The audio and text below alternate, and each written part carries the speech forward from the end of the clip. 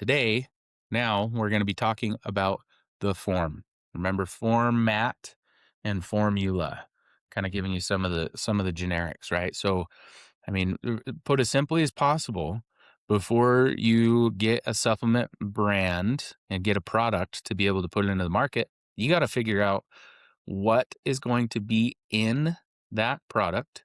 What are some things, some ingredients that you want, and how are you going to get it into people? Are you going to do capsules? Are you going to do gummies? Are you going to do stick packs? Are you going to do drinks? Are you going to do lozenges? Are you going to do tablets? There's a lot of different ways that you can do it. And real quickly, it's going to depend on how or what really your product limitations are. Okay. I would say there's two serious, well, let's go three. There's three serious key things to think about when you're trying to figure out what format, delivery process you want your customers to use. So, or your customers to take. First one is weight. If you have a product, creatine, for example, is a 5-gram dosage recommendation. You are not going to fit 5 grams of a product into a capsule very well. And so creatine in capsules, if anybody's taken them, you look at the serving size, it's 5, 6, 7 capsules sometimes.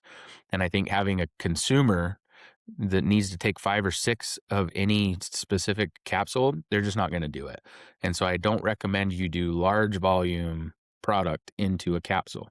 However, if you have a small volume, capsules are awesome because they're super easy to take. People generally are used to taking them. Um, and so there's weight first and foremost. Number two is taste. A lot of this stuff in the supplement industry, if you were to take it straight up, is disgusting. It tastes horrible. It's an extract of a plant material, root, stem, whatever, and it doesn't taste good.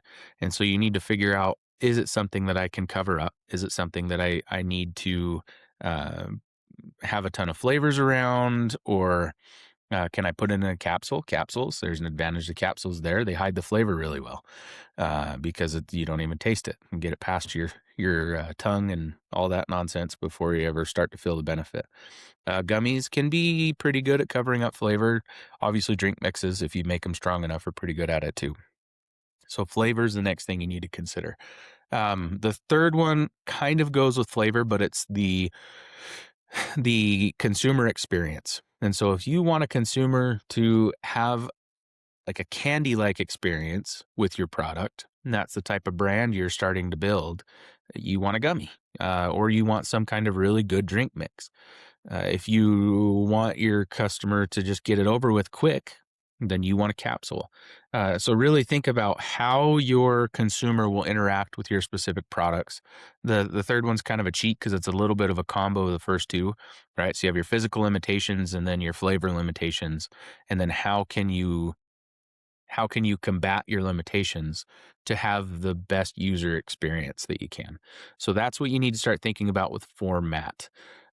Formula is now what goes in it, what products you're actually creating. And there's really two primary avenues that you can explore here. There is white label, private label. White label, private label. Uh, it really depends. So we'll briefly describe what they are and the pros and cons of them. So let's start with white label. White label is the easiest barrier to entry. And what I mean by that is it's going to cost you the least amount well, it's going to be cheaper up front from a pure dollar standpoint. It might be cheaper per unit, and it's faster.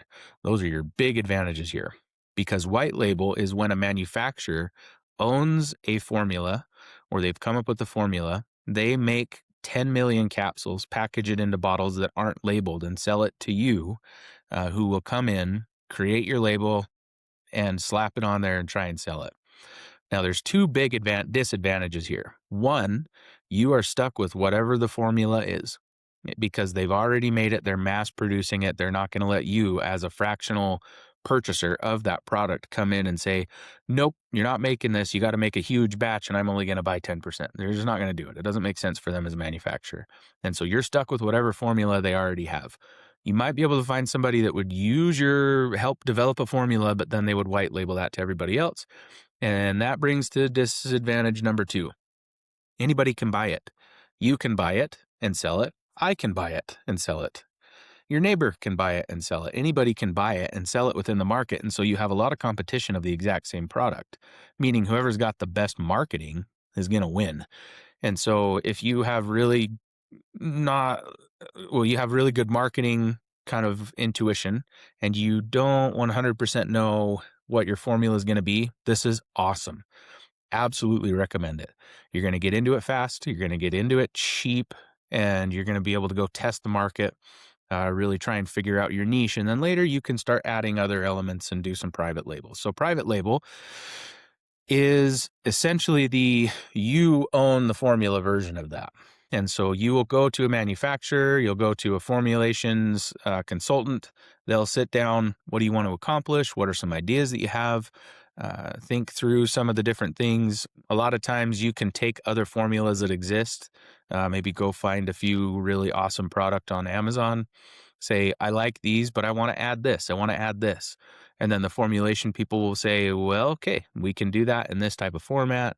They'll run you through your options, help you create some test product. Flavors can be something that take a while to kind of iron out. And so it's a development process. And so you're going to have scientists and people that will be involved more than likely. You have business individuals that are involved, and that takes money. It takes money and time to develop these kinds of things. And so that's really we'll do disadvantages first on this. That's your disadvantage, is that it's slower and it's expensive. Your advantage, the exact opposite of the disadvantages of white label. You're the only person that can do that, especially if you have IP protecting it. Oh man, you are the only player in that market. And so your marketing doesn't have to be perfect to be able to sell it if your product's awesome.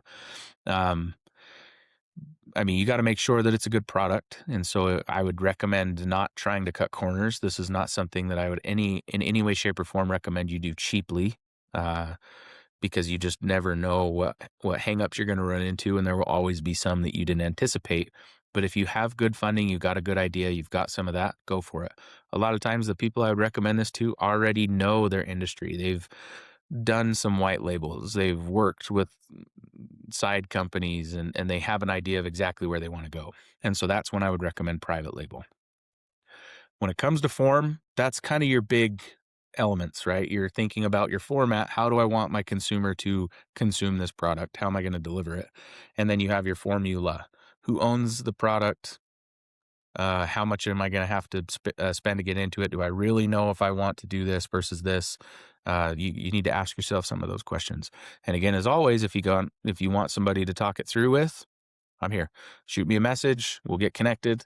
And if it's outside of my wheelhouse, it's not something, then I can definitely connect you with some solid professionals who can help. It's awesome. It's fun. Keep developing. Let's figure out your product. Good luck.